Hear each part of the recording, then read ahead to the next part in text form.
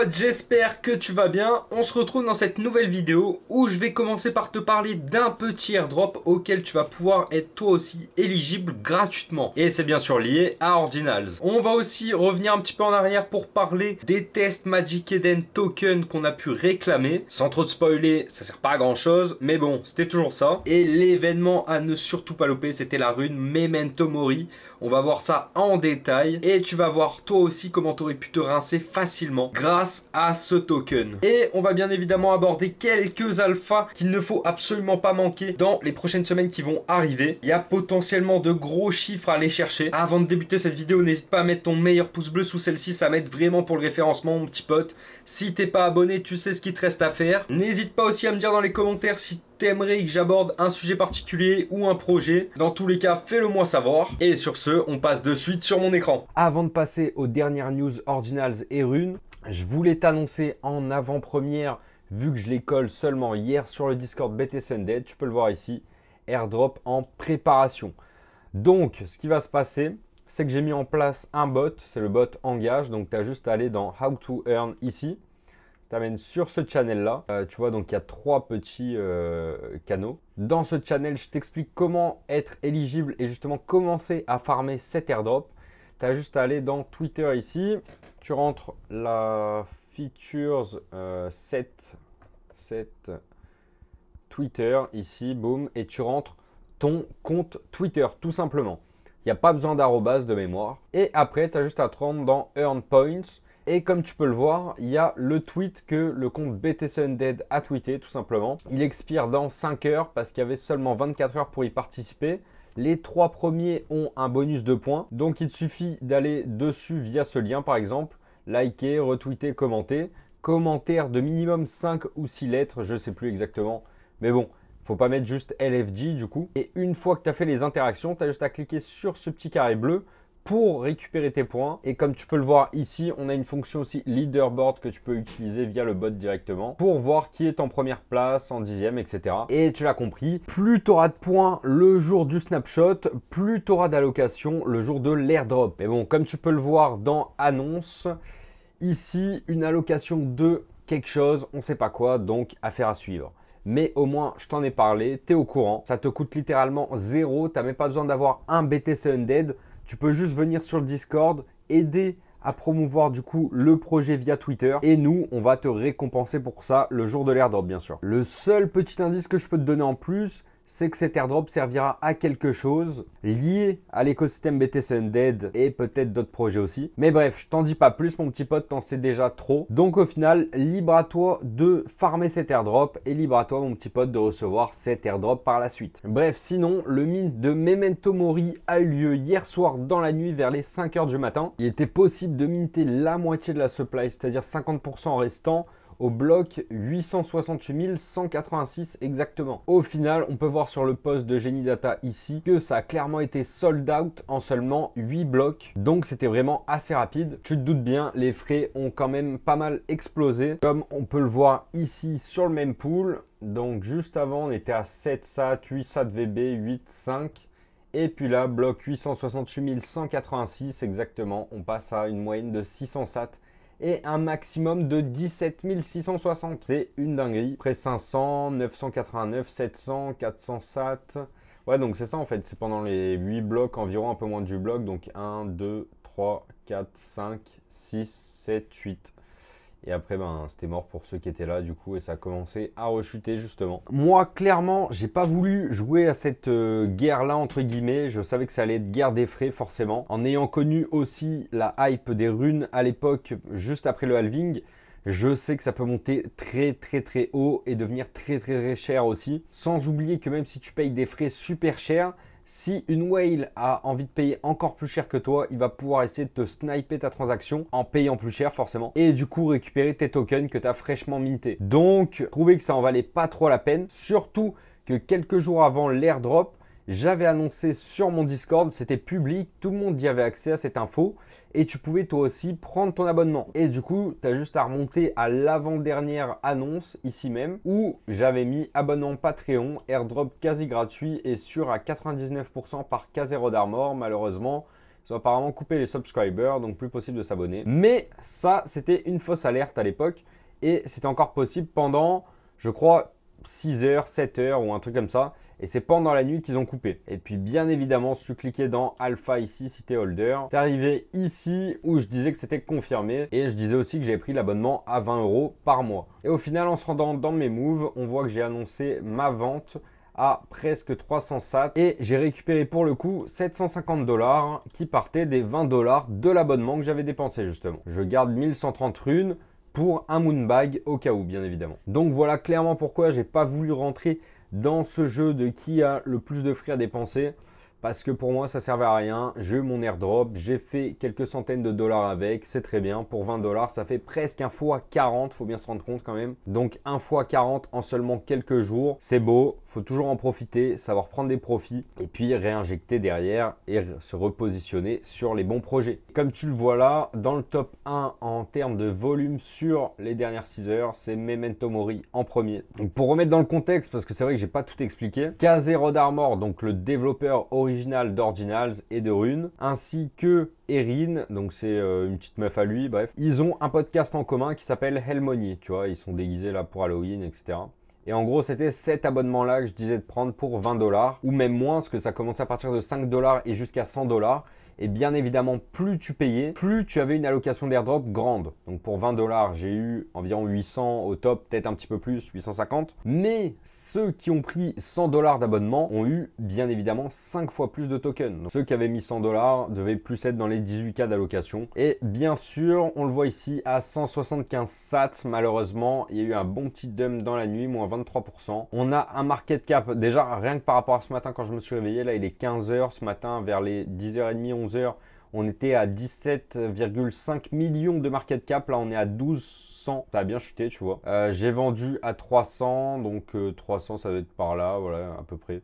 Écoute, on peut pas vendre au top de toute façon. Donc, je m'en suis plutôt pas trop mal sorti. Même si j'en ai racheté d'autres dans les 200 $, dans les 220 sats.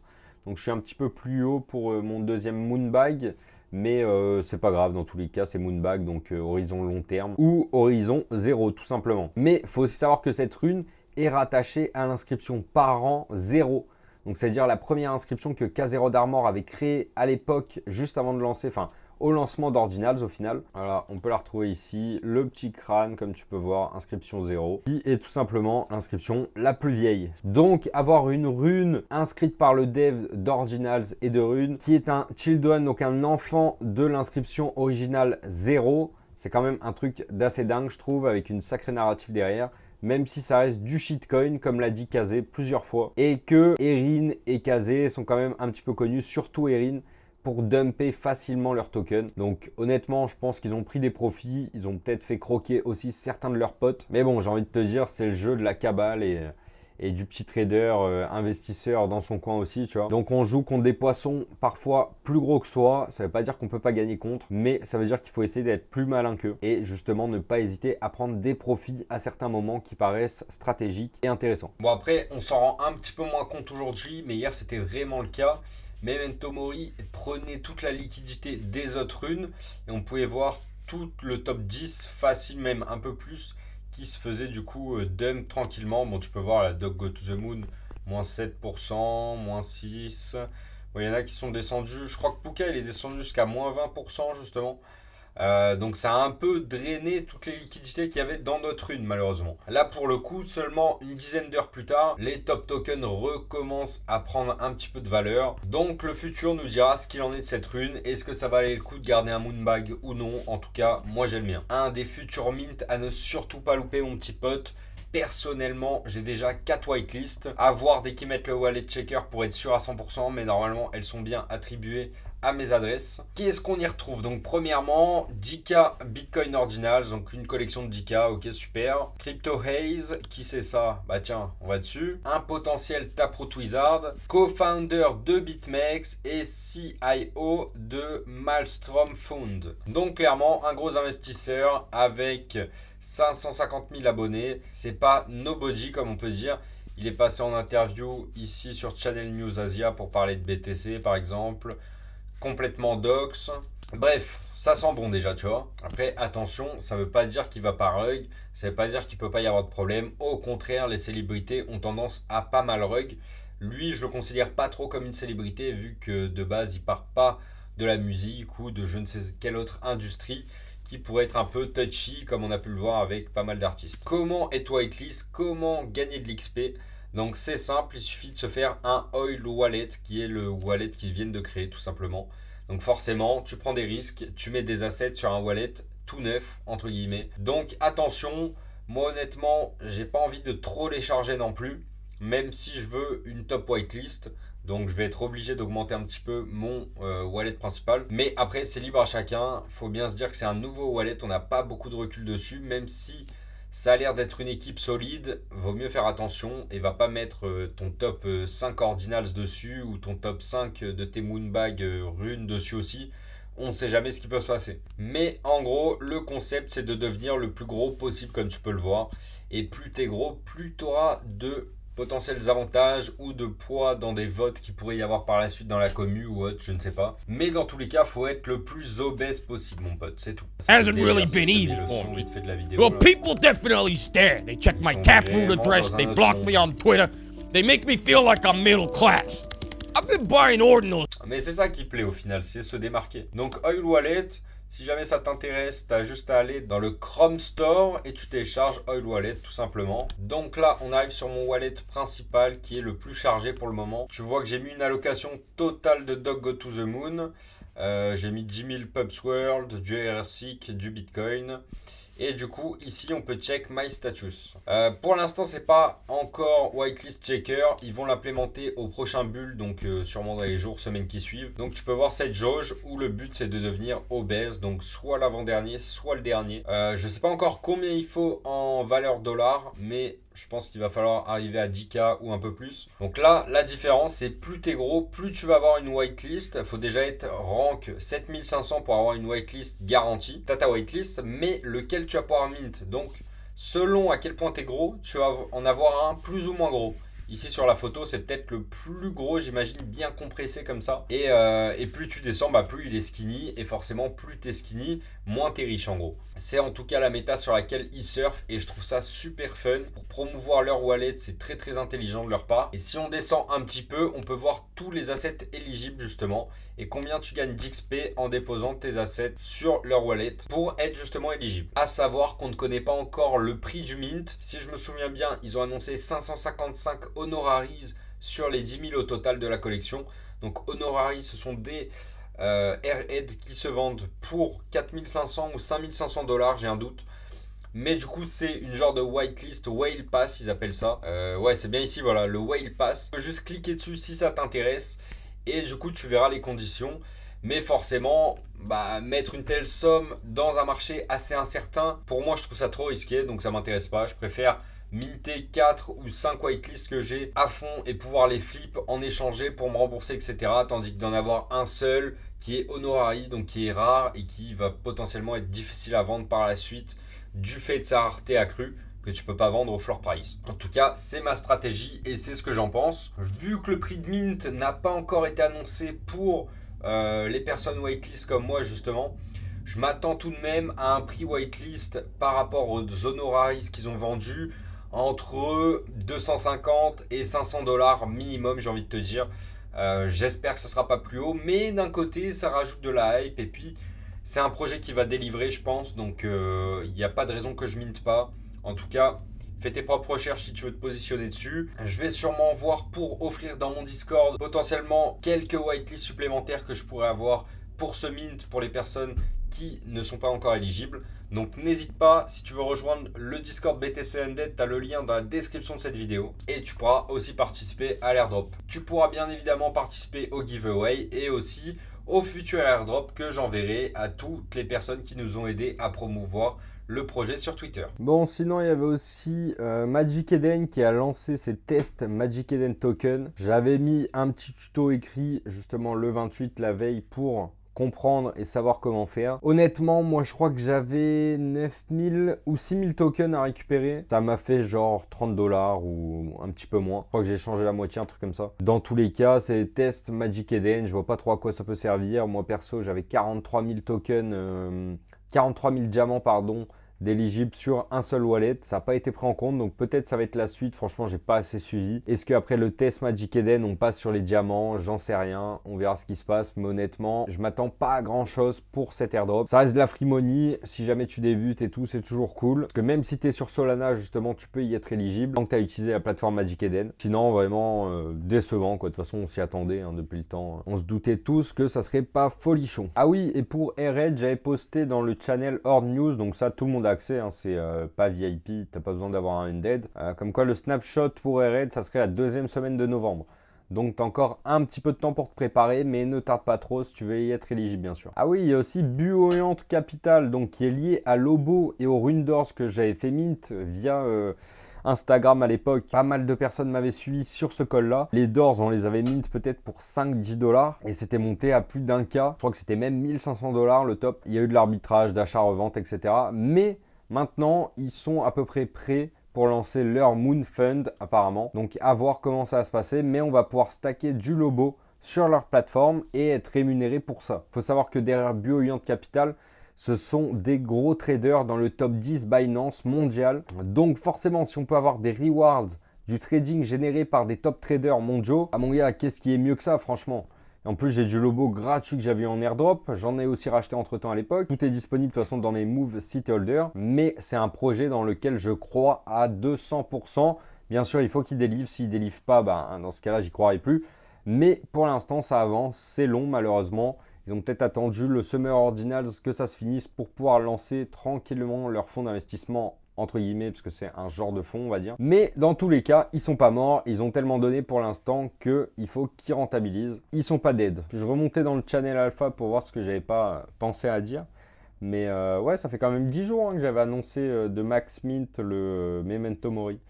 Donc on a quand même eu l'info depuis un petit moment. Tu vois, ça a laissé 10 jours, voire une semaine pour les plus lents, pour s'inscrire et avoir un abonnement Patreon. Donc vraiment cet airdrop qui était gratuit, simple. Tout le monde pouvait l'avoir, il suffisait d'acheter son abonnement, quoi, tout simplement. Puis après, je résilie, tu vois, j'ai pas encore résilié, mais je pense le faire le mois prochain, quoi. Donc, quand je dis qu'Ordinals est accessible à tous, c'est pas des blagues. Il y a des projets, il y a des airdrops, il y a des tokens sur lesquels rentrer à des prix minimes, voire dérisoires. Là, 20 $, tu pouvais même rentrer sur l'abonnement à 5 $, mon pote. 5 $, c'est quoi? C'est même pas 5 €, ça fait 4,50 €, un truc comme ça. Le prix d'une pinte en happy hour, quoi. C'est quoi une pinte en moins dans ta vie, tu vois, dans ton mois? Mais voilà, bah, du coup, ta pinte, elle aurait pu se transformer en 800, 400 $. Bref, c'est comme ça de toute façon. Mais il faut être là au bon moment, choper les informations, se dire ok, est-ce que ça en vaut la peine? Est-ce que je suis prêt à risquer telle ou telle somme? Et c'est comme ça que tu te positionnes au final. Derrière, bien évidemment, ne pas acheter tout et n'importe quoi, mais si tu es dans la commu BTC Undead, forcément, j'essaye de faire du mieux que je peux pour te condenser les infos et te donner vraiment sur un plateau d'argent comme ça, mon petit pote, les infos et te dire vas-y, regarde, il y a ça sous tes yeux, fonce ou ne fonce pas, fais attention quand même, parce que c'est quand même mon job de te montrer les red flags qu'il peut y avoir sur tel ou tel projet. Si j'en suis informé en amont, bien sûr, parce que je ne peux pas avoir de boule de cristal non plus, mais le but c'est de vraiment te mettre sous les yeux ce qui me paraît pertinent et ce qui me paraît intéressant pour toi afin que tu fasses du cash. Parce que je le rappelle, le but et le seul et unique but c'est d'accumuler du BTC. On veut faire du cash, on veut plus de BTC. Puis le temps que je tourne cette vidéo, il y a le Luce Mascot of the Holy Year qui vient de prendre 50% en plus. Ça fait plaisir, c'est une petite rune que j'avais dans mon bag. Je vais pas la vendre pour le moment parce que c'est pas assez haut. Et puis écoute, on a que 150 000 de market cap, c'est rien du tout. Je suis pas là pour prendre des 10, 20 $ à droite à gauche. Je suis là pour prendre des gros montants une fois par-ci par-là. Donc Moonbag ou rien. Mais tout ça pour te dire que malgré qu'il y ait pas mal de runes qui chutent, tu vois, donc le top 10 c'est presque tout dans le rouge, bah il y a toujours des bons coups à faire en fait, il y a toujours du cash à aller extraire, il y a toujours du bitcoin à récupérer à droite à gauche. C'est juste qu'il faut monitorer, arbitrer ses positions et justement te dire est-ce que c'est pas mieux de sortir du Peps World pour rentrer dans le Billion Dollar 4 par exemple, parce qu'il a moins pump. Bon voilà, ce sont toutes des questions que tu peux poser dans la commu BTC Undead où tu auras différents avis qui te répondront et du coup tu pourras jauger un peu plus si ok, ça penche plus vers le dump, vers le pump. Est-ce que c'est plus intéressant de in ou ne pas de in et rester tranquille avec son bac de BTC pour attendre une correction supplémentaire? Bah d'ailleurs, Luce, il vient de monter dans le top 8 des runes. Hein. Il n'était pas ce matin, il n'était même pas dans le top 15, je crois. Bref, tu l'as compris, mon petit pote, l'oseille est omniprésent sur ce marché. Il suffit de se positionner au bon endroit, au bon moment, réussir à vendre aussi au bon moment. C'est le plus dur, bien évidemment, je te le cache pas. Mais c'est aussi pour ça que je suis là, pour t'aider à te remettre les pieds sur terre quand ça pump, te montrer quand ça dump trop les projets sur lesquels ça peut être intéressant d'entrer si t'es pas encore positionné. Mais dans tous les cas, mon petit pote, ne dors pas parce que c'est sûr, ce bull run va tourner autour des runes tokens et des collections ordinals. Si t'as pas un seul pied là-dedans, c'est peut-être le moment de t'y exposer un petit peu, même avec 100 ou 50 $ pour commencer si tu veux. Tu prends du Dog Go to the Moon, tu te prends pas la tête. C'est entre guillemets un des plus sûrs dans les runes tokens. Bien sûr, il y en a d'autres que j'affectionne particulièrement, comme dans le gaming, le ZBit ou d'autres. Mais si tu veux pas te tromper, prendre le moins de risques, Dog ou ZBit, t'es tranquille. On se revoit l'année prochaine et puis on verra où en sera ton bac d'ici là. Merci à toi mon petit pote si t'es encore présent à la fin de cette vidéo. N'hésite pas à me le dire dans les commentaires. Les personnes les plus assidues pourraient avoir un petit bonus pour l'airdrop que j'ai énoncé auparavant dans cette vidéo. Bien entendu, un petit pouce bleu comme d'hab. C'est gratuit, ça te coûte rien et moi ça m'aide vraiment. J'espère que tu auras pu apprendre des choses et que tu vas un peu plus clair sur le marché. Sur ce, mon petit pote, je te dis à la prochaine. Ciao!